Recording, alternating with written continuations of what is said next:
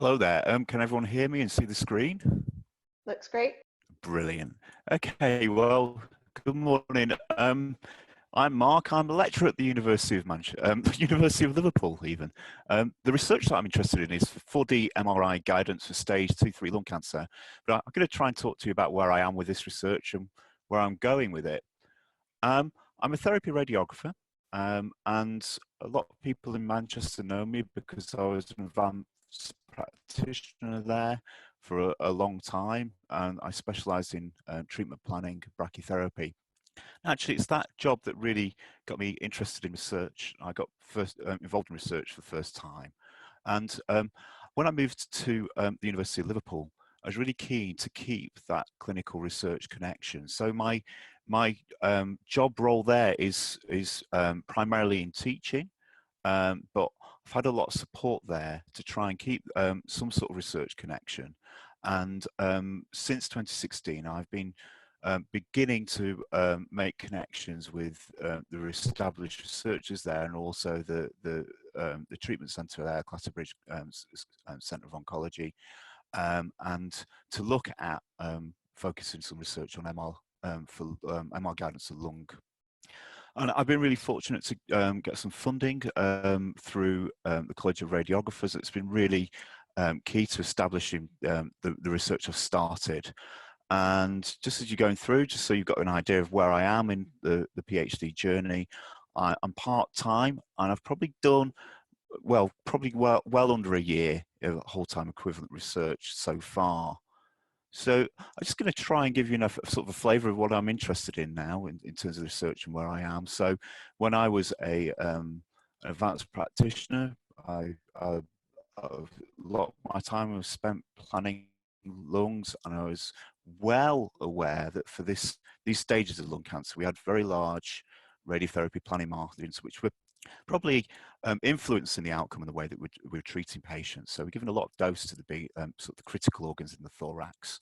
And I was also aware that if we could improve the accuracy and precision of those treatments, then maybe we reduce those margins.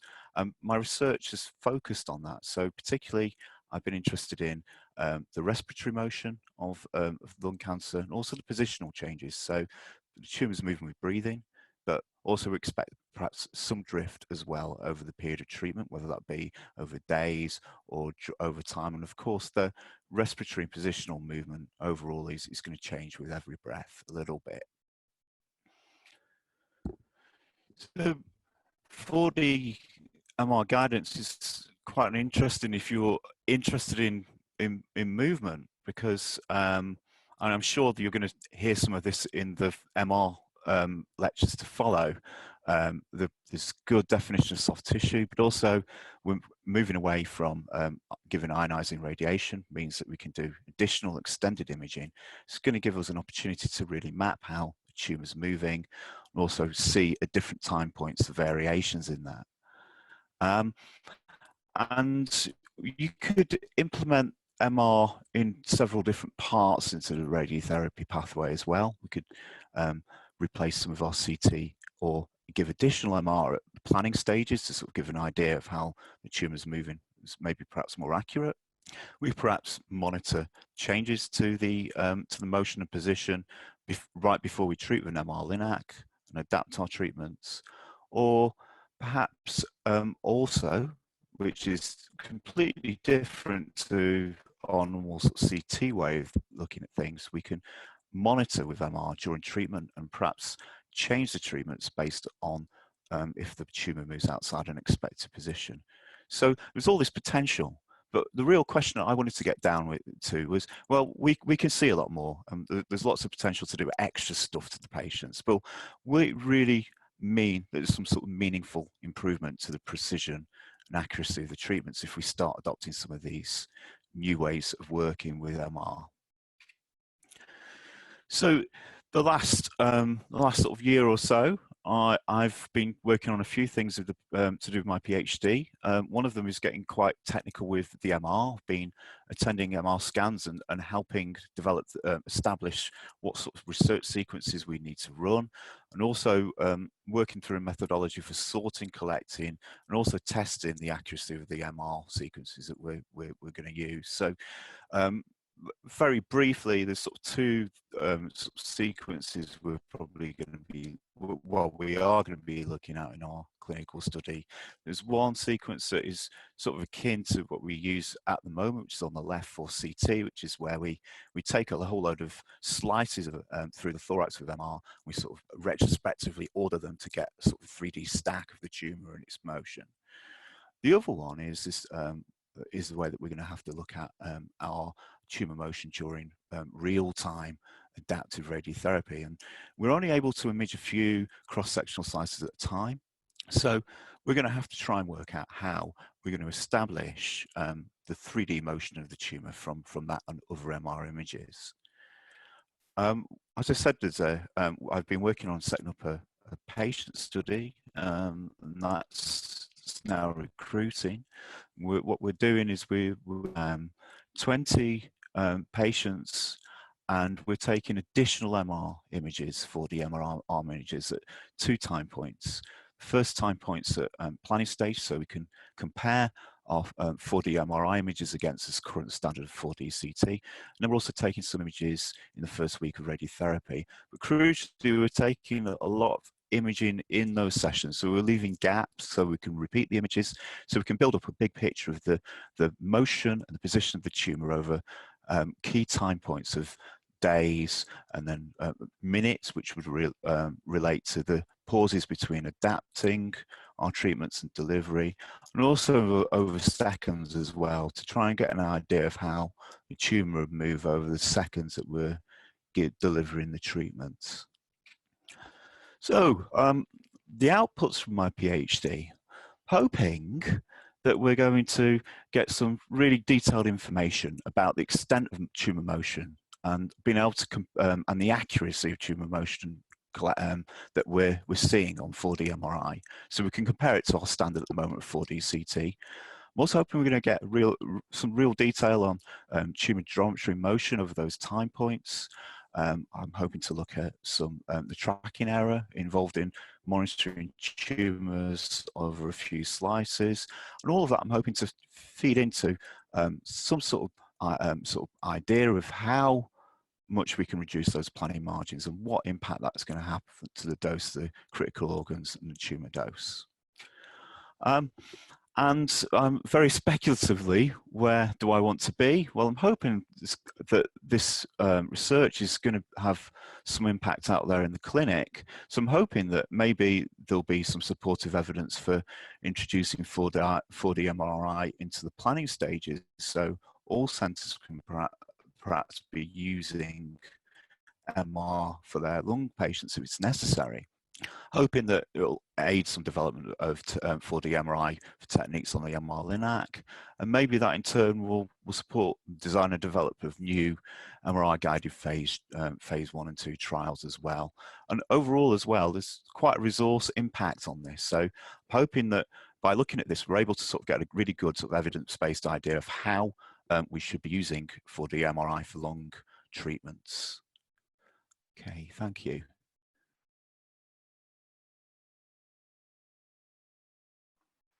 That's great, thank you, Mark. Okay, so we'll just keep proceeding on. Our next researcher who's nearing the end of her PhD journey is Ashley Taquino from the Royal Marsden ICR. So Ashley, are you ready to share your screen? Yeah, I am. So can you all see that okay? And hear me okay? Looks great. Okay, great. So I am a therapeutic radiographer in the final year of my PhD, so I'm currently writing up. And essentially my research is a dose response study looking at the relationship between toxicity and accumulated dose to the rectum during prostate radiotherapy. I started my PhD in January 2015 after winning a fellowship from Prostate Cancer UK, which was in partnership with the College of Radiographers. But really my PhD journey began in 2012 with pulling together the proposal for the grant. And that took probably about a good 8 months. I submitted the proposal in 2013. And then in 2014, I was invited for an interview and was awarded the grant. So it was quite a sizable grant. It covered my salary for 3 years and obviously the associated research costs such as training and IT infrastructure. So I didn't come to my PhD with a strong background in research. I'd always been interested in research. I got involved where I could, but I wasn't a research radiographer. I'm a treatment radiographer and I'd moved into clinical education. My master's was in leadership and management in health. So other than treating trial patients, my research experience was limited to a service evaluation. So if you're thinking of applying for one of the fellowships, but you're concerned about your research experience, please don't let that put you off. The object of a PhD is to train you to be an independent researcher. And I learned a huge amount just putting the proposal together and going through the grant process. So I had this amazing grant and I knew it would be tough, but my intention was to complete my PhD in 3 years. So I had this very lovely Gantt chart that said I was going to collect my data and analyze the results in 2.5 years. So I was going to start, as I said, in January 2015. And that would leave me 6 months to basically write up, and I could submit in December 2017. Now, in reality, I'm sure many of you have seen this depiction of what a PhD is like. There's peaks and troughs, and in hindsight, trying to complete a PhD in 3 years as a research novice was perhaps rather ambitious. So at the end of 2017, I had collected most of my data and generated most of my results, but I found myself in a position where my funding, for my salary had run out.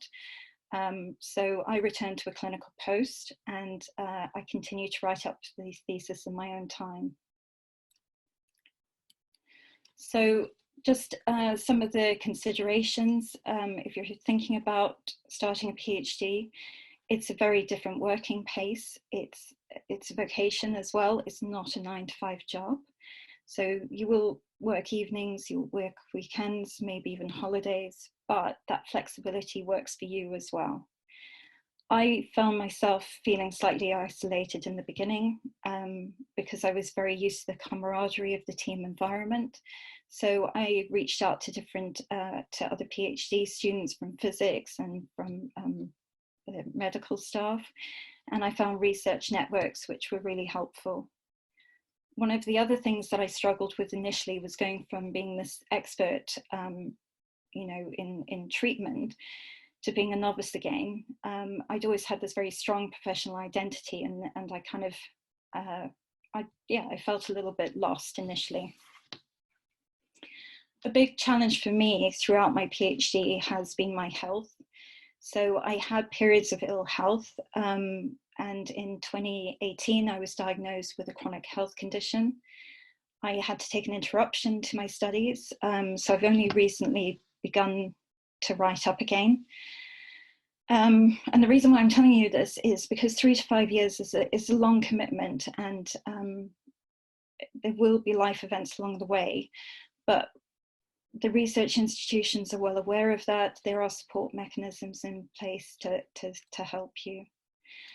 Returning to practice as well, as I said, I did my PhD initially for 3 years full time. I hadn't really been in the clinical environment. So returning to then as a team lead in 2018, it required me to upskill quite quickly. And then obviously trying to write up in addition to work is tough. It's like having 2 jobs. It is manageable. I've just had to very much improve my time management skills and approach writing up with a different mindset. I also reduced my working hours to 4 days a week, and that helped as well. But obviously then you get a slight drop in salary. So why do it? What's the benefit? Well, as AHPs, we're well placed to identify gaps in the evidence base. Addressing those gaps helps us to improve patient care and service delivery, and we need people to undertake that research. Doing a PhD develops you as a researcher. That's not to say you need a PhD to be involved in research or conduct it, but doing a PhD gives you this amazing opportunity to completely immerse yourself in your project. And that's almost a luxury. It has been tough at times. I don't regret doing it. It developed a different skill set, which has certainly been useful going into practice. It's improved my practice, and that's obviously, you know, contributed to job satisfaction. So next steps, as you've heard from the established researchers, there are a number of different avenues, academic or translational research, education. You could even look at being a grant holder for one of the charities or move into the private sector. For me, my only thought is in finishing my thesis. I can't think beyond that at the moment. I'd just like to thank my supervisors and also Prostate Cancer UK for their support. Thank you. That's great. Thanks for sharing, Ashley. So I think we'll keep moving on, but remember to put your questions in the chat so we can have a chat with the panelists at the end of the 4th talk. I think up next we will ask Aileen Dufton. Aileen, are you ready to present? So Aileen is partway through her PhD journey, and she's a research radiographer just north of the border. So she's going to tell us about her journey. Okay, hello. Hi. Okay, can you see that there? Yeah, great, thanks. Okay, so good afternoon. Thank you very much for the introduction. Today I'm just going to talk about, first of all, a little bit about my career so far and also about the PhD that I'm undertaking. So first of all, I've been a research radiographer for about 11 years now. I had completed a master's in advanced practice in radiotherapy and oncology at Sheffield Hallam in 2013. Going back to something that Helen said, initially what my job was implementing new technology, and there was very little infrastructure in terms of research for radiographers in our department. So initially that was about implementing new technology, and then it gave me an opportunity to start publishing on things such as service evaluation. I then, as I developed a bit further, I started to look more at the research aspects of the career, and started to have been a chief investigator and principal investigator on some of the locally developed studies. That's allowed me to sort of publish work as CI and PI as either first author and senior author. So that's kind of been my publication expertise so far. I've always thought it's really important that as radiographers, when we do a piece of work, that we do take it through to the full publication and presentation of the work. So that's something that I do try to encourage those that I work with to do.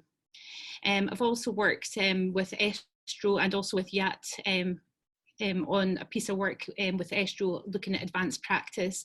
And I really do try to promote advanced practice and research within our discipline. Just to introduce you a little bit to our team, I'm delighted to say that we've got a growing team now. It's again, although I've got 2 other radiographers working alongside me, Lindsay Devlin and Lisa Hay, it's still not easy even now, even with an established career. I think the team is a really essential part of developing good quality research, and it's really important that us as radiographers really have a good multidisciplinary team approach and build on those multidisciplinary teams. As I said, I really do like to champion radiographer-led research and do encourage this, everyone I work with to make sure that they have their own ideas and take them forward and develop their own studies. But again, it is still a challenge after 11 years. I think it's also worthwhile mentioning that that multidisciplinary team relationship is really important, especially in terms of having good peers, mentors, and even just people who do encourage you. So in Glasgow, we have worked over the years to have a strategy where we look at specific tumour types. They include head and neck, pancreatic, neuro-oncology, and also lung. So I think by defining that sort of areas of expertise, then it's really good on building the multidisciplinary teams that are going to support us in our research. So the reason for doing my PhD was really just to formalise my research skills, and the thing that struck me was that I really wanted to be a better mentor and supervisor. So having done my own master's and that being extremely useful in developing research projects, I really felt that it was necessary, if I was going to lead a team, that I would bring it on to the next level and actually develop my own skills and also be a very good role model within that. I signed up for my research degree at the College of Medicine and Veterinary and Life Science at the University of Glasgow, and I'm about 24 months into the PhD. I have got sort of two main supervisors, Professor Anthony Chalmers and Dr. David Chang. You probably know Professor Chalmers, who is a radiobiologist, and then Dr. David Chang is actually a surgeon. Dr. Derek Gross is my clinical supervisor locally, and he is extremely supportive. It's really important to have that clinical link. So I think a few people had mentioned earlier how they got to doing their following a particular path or a particular I guess topic. So it goes without saying that pancreatic cancer obviously has extremely poor outcomes, and whenever we look at how much those outcomes have changed over the last few decades, then there's been very little progress in terms of improving survival. So it seemed like quite an obvious choice for me, and that was really driven by my interest in that particular area. It also was driven by the fact that there are so many unanswered questions in abdominal radiotherapy and a lot of areas that needs improving. So I guess for me it was a no-brainer that we would take this forward as one of the main research topics. And I am a research post, and I'm fully funded by the Beats and Cancer charity, and that's a real privilege to be funded by this charity, especially over the number of years that they have provided support for this role. It then became sort of like an obvious I guess funding opportunity that I would apply for university fees through the Beats and Cancer charity. What I did was filled out a full application and included like a full plan of what the 3 years work would look like and what that research programme would be. And as I said, that proposal was based on my own ideas, where I had seen like a number of ways that we could optimise radiotherapy for this particular patient group. So just to give you an idea of how my research fits into the bigger picture, we really do have like a great infrastructure for pancreatic research in Glasgow. And as I said, there's been a number of researchers who have built a massive programme looking at laboratory and translational work. The Precision Panc platform is a way of taking every pancreatic cancer patient under an umbrella where they will be screened and they will be directed to the right clinical trial. It means that they can look at molecular profiling and also look at outcomes and circulating tumour DNA and so on. So it means that we have got an opportunity to get as much information from every patient that comes through. And that just gives you an overview of a lot of the work that is going on within that particular platform. And radiotherapy is a small part of this. However, so my PhD is focused on improving the radiotherapy protocols within the Primus studies that are within the Precision Panc umbrella. I've had a great deal of input into the development of like the radiotherapy protocols for a couple of local studies. Primus 002 is actually looking at neoadjuvant regimens in the resectable and borderline cancer, rectal pancreatic cancer, Sorry, hold on a second, just need to turn something off. So I've had quite a lot of input into the development of the radiotherapy protocols, and being included as a co-investigator on the studies, it's given me a great opportunity to give input to the trials management groups and also learn a great deal about trial design and so on. So again, although it is a small part of these studies, the radiotherapy aspects, it's just really important that we do develop really good protocols within trials, things that are standardized and optimized so that we can hopefully make a difference to these patients. I'm also involved in the Pioneer study, which is actually a phase 1 study looking at olaparib in combination with chemoradiotherapy for the locally advanced pancreatic cancer group. And the reason that I have become involved in these studies rather than actually taking my own studies through research governance is because, as you know, there's not so many pancreatic patients who come through that we could recruit. So instead of competing, what we've done is used our optimized protocol within these studies. The research questions I have are based on the below areas, and really they're defined based on the technology that we have. And the 3 main themes is looking at how we optimize the delineation process for pancreatic cancer, how we improve on the on-treatment cone beam CT image quality and improve our soft tissue matching, as well as looking at the feasibility and accuracy of using surrogate structures for soft tissue matching. At the Beatson, we're quite a large centre. We've got 13 to 14 linear accelerators, and we've got mainly true beams and true beam STXs. We've got the capability of using a 6 degrees of freedom couch, triggered imaging. We've got an SDX spirometer, gated cone beam CT, and gated treatment. And we're also about to have our own dedicated MRI for radiotherapy planning.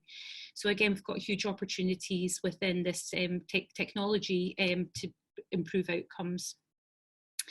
A lot of the work that I'll be doing is based on motion management and the different ways that we can optimize motion management and improve our radiotherapy protocols.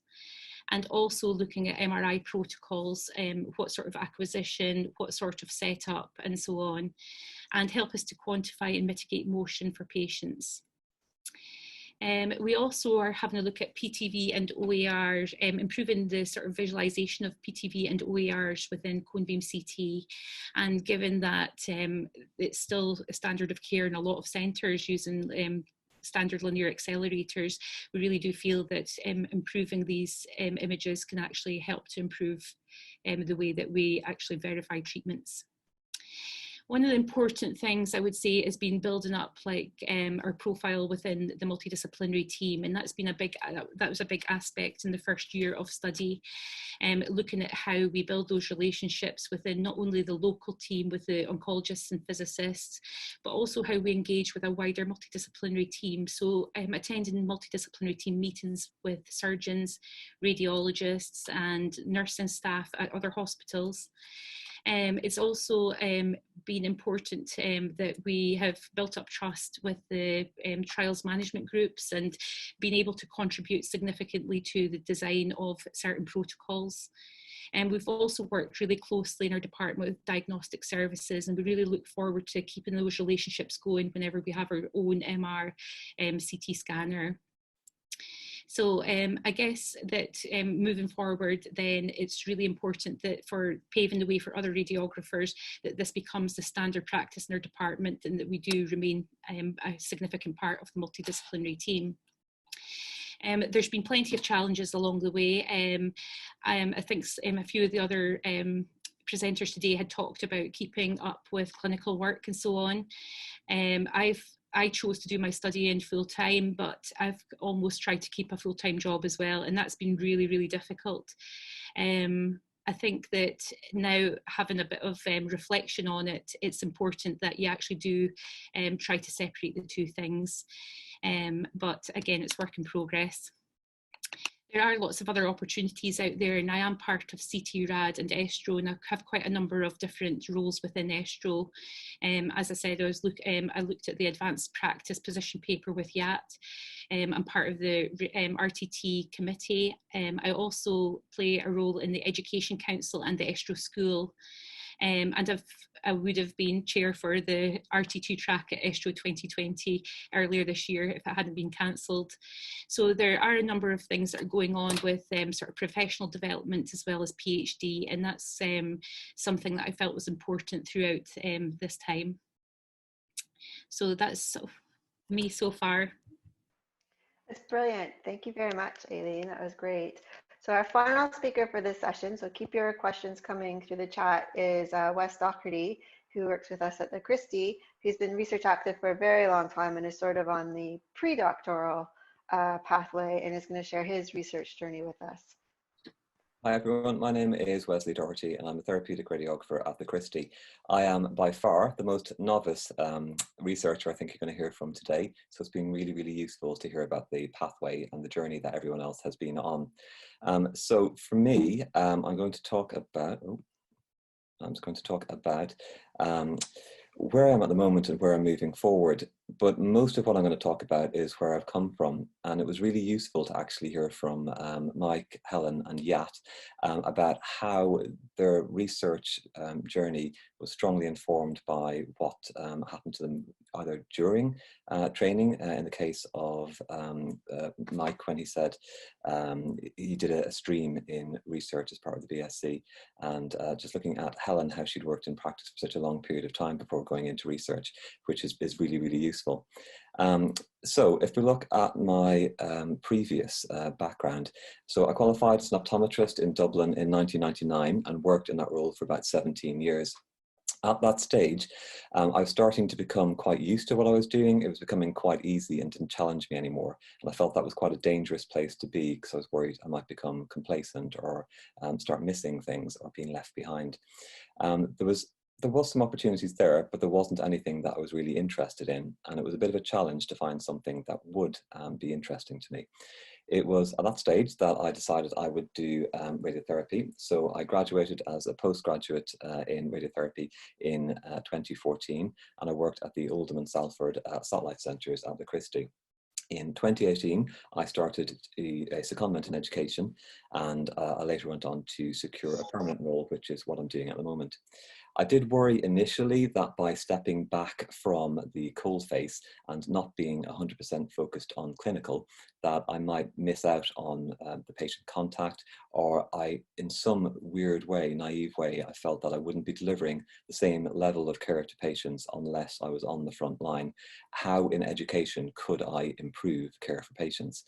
It was really useful for me because by stepping back, it gave me a much bigger overview of what else is happening in the patient pathway and allowed me to make changes not just to the individual patient that I would meet, but in terms of training broader cohorts of staff to deliver that better care on a day-to-day basis across a broader range of patients. I did worry a little bit as well that if I was to go into research, would the same thing happen? But my experiences in education actually reassured me. And that's something that I'm going to come back to in a couple of minutes. So if I take a step backwards, I qualified with my postgrad in 2014. And just in clinical practice, I noticed a couple of things that just felt like perhaps there was other approaches that we could take that would improve the care that we're giving to patients. I'd worked in a previous job for 17 years and had been able to make some small changes because I had more of a leadership role within the organization, whereas starting as a novice, I didn't feel that I had that skill set necessarily. So I did notice a few things were happening, didn't really know what best way to approach them. I did my MSc in 2017, and that was really useful because I was able to look at some of the challenges that I'd observed clinically and see if I could come up with ways that would be beneficial. In reality, I didn't actually get that far, but I got a much better idea of what was informing some of the behaviors or some of the actions that I had seen in practice. So that was really useful to educate me as to why things were happening, but it didn't actually improve patient care or didn't actually change anything. So I was left a little bit stuck thinking, I don't really know what to do here. It was at that stage that I came across the Health Education England National Institute of Health Research integrated clinical academic programme. And that is a 5-step programme that goes from internship at one end, which is for novice researchers, all the way up to senior clinical lectureships at the other end. I guess for when Mike said earlier about doing the research stream, it wasn't necessarily something that he wanted to do at the time, but the opportunity came up and he found it really useful and now has a very successful research career. For me, the internship was probably that moment. It hadn't come up during my initial training, but for me and for anyone that has been qualified for any length of time, it was a really useful introduction to getting into research. And at my internship, I was able to build upon the work I had already done for my master's, which built upon the anecdotal observations that I'd seen in practice before that. So it seemed to me that this was a natural progression. So going from my MSc in 2017, I then did my integrated clinical academic internship in 2020. So that was really, really useful for me. I did think when I went into education that there was, would research really be the thing for me, but I did think the same about education as well.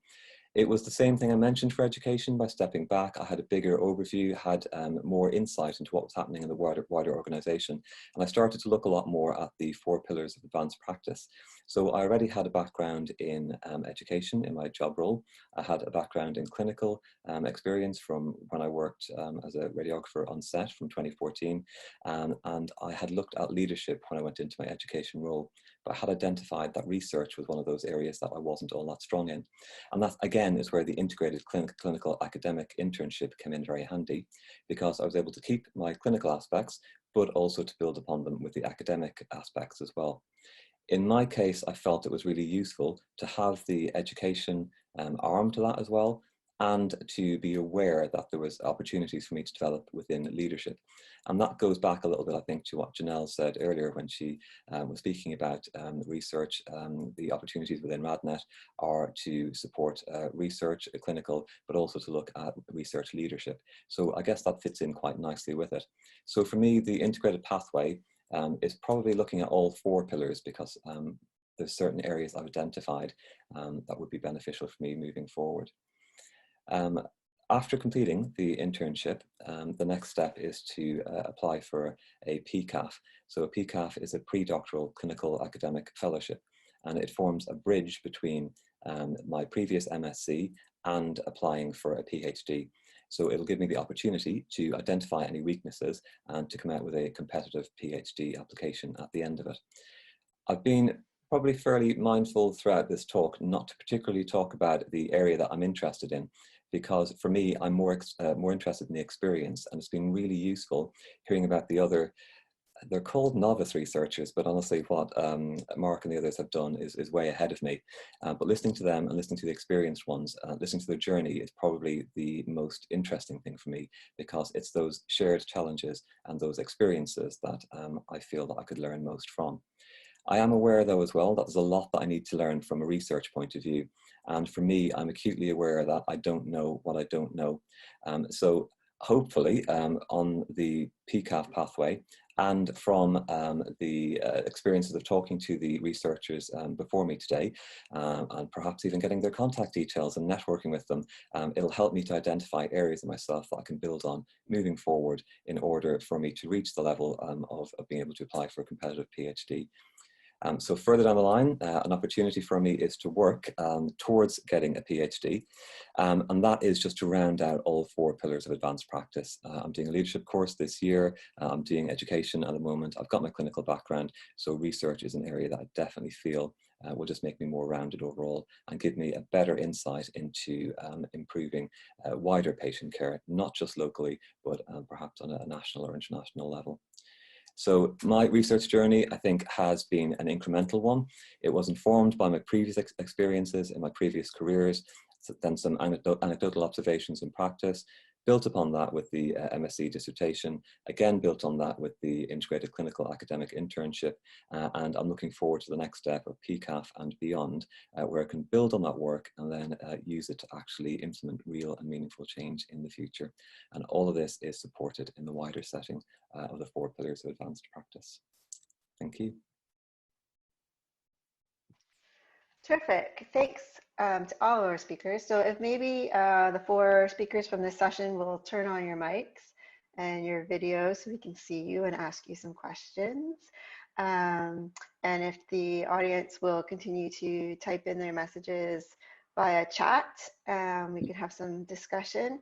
I think all four of you and our three previous speakers touched on the importance of collaboration, particularly interdisciplinary and multidisciplinary collaboration, and a lot of that has stemmed from the requirement for mentors, and there's not a lot of research mentors already in our profession.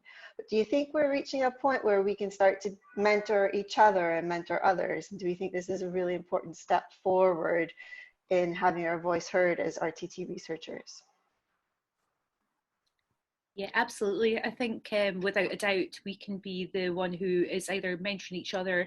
In fact, we can even mentor people from other disciplines too.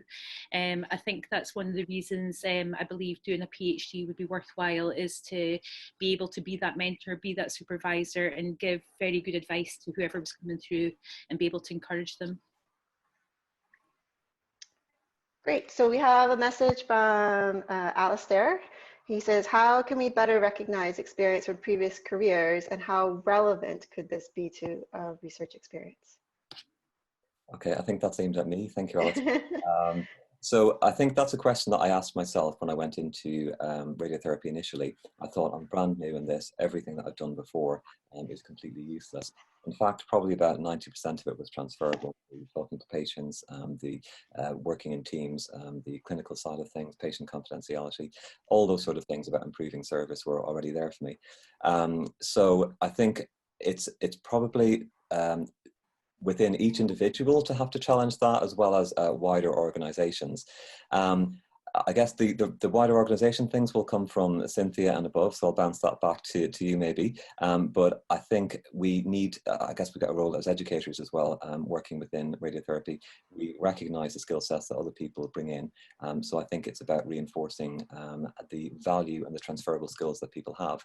So just an anecdote that I can tell is we've got a lot of staff who are new to the Christie that we do inductions for, and they're quite worried about working in a cancer environment. And sometimes when we talk about previous careers that they have, they'll say, oh, I've just worked in Tesco, or I've just worked in McDonald's. And I love when people say they've worked in Tesco or they've worked in McDonald's, because their patient-facing skills, their people-facing skills, their difficult conversations, their interactions with people are really, really challenged in those environments. Whereas working in a cancer environment, we don't have the same challenges, but it means that if it does happen because a patient is stressed, these members of the new members of staff are really well placed to actually challenge that. So I think there's loads of transferable skills that can be brought across. I think it needs to be something that's addressed at every level. So when the members of staff are new, or the researchers are new in their post, it should be brought up at that stage, and I think it should be supported by their mentors moving forward. Great. We have, I'm going to leave it there because I don't think I can add much to that, Wes.